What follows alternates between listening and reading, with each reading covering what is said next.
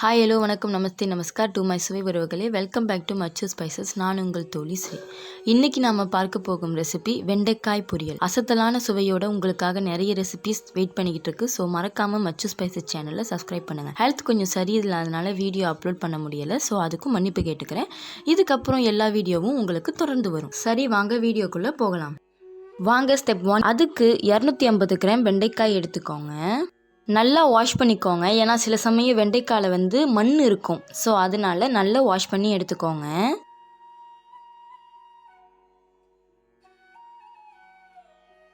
இப்போ நாம் எடுத்து வச்சுருந்த எல்லா வெண்டைக்காய்களையும் நறுக்கி எடுத்துக்கலாம்.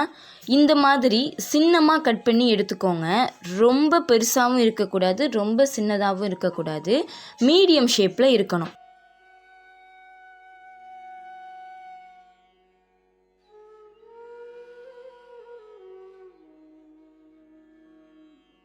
இதுதான் நான் சொன்ன அக்யூரேட்டான சைஸு. இந்த சைஸுக்கு எல்லாத்தையும் கட் பண்ணி எடுத்துக்கோங்க. பார்த்தீங்களா, இந்த மாதிரி இருக்கணும். இப்போ பாருங்கள், நான் எல்லா வெண்டைக்காய்களையும் கட் பண்ணி எடுத்துக்கிட்டேன். அதோட கலரே பாருங்கள் எவ்வளோ அழகாக இருக்குன்னு.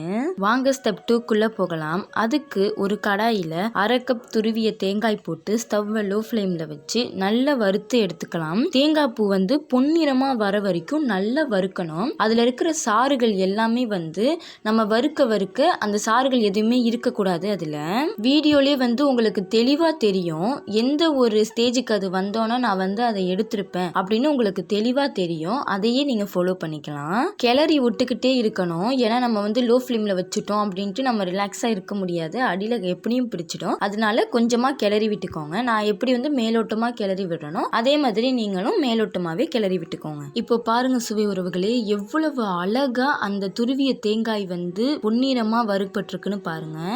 இதை ஒரு ஓரமாக எடுத்து வச்சுக்கலாம். வாங்க ஸ்டெப் 3க்குள்ளே போகலாம். அதுக்கு ஒரு கடாயில் 2 டேபிள் ஸ்பூன் எண்ணெய் ஊற்றிக்கோங்க. எண்ணெய் நல்லா சூடானோன்னு 1 டீஸ்பூன் கடுகு, 1 டீஸ்பூன் உளுந்து போட்டு நல்லா கிண்டி விட்டுக்கோங்க. இது கூடவே 1 கொத்து கருவேப்பிலை போட்டு 3 நொடிக்கு நல்லா கிண்டி விட்டுக்கோங்க. அந்த உளுந்து, கடுகு, கருவேப்பிலை எல்லாமே நல்லா மிக்ஸ் ஆகணும். இது கூடவே ஒரு பெரிய வெங்காயத்தை சின்னமாக நறுக்கி ஆட் பண்ணிக்கலாம். நல்லா கிண்டி விட்டுக்கோங்க. அந்த வெங்காயம் நல்லா சாஃப்ட் ஆகணும். ஆனால் பொன்னிறமாக ஆயிட கூடாது.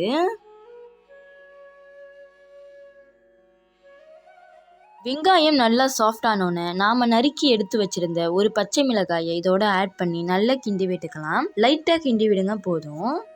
அந்த பச்சை மிளகாய் வெங்காயமும் நல்லா வதங்கணும். அதனால ஸ்டவ்வை லோ ஃப்ளேம்லேயே வச்சுக்கோங்க. ஹை ஃப்ளேம் கொண்டு போகாதீங்க.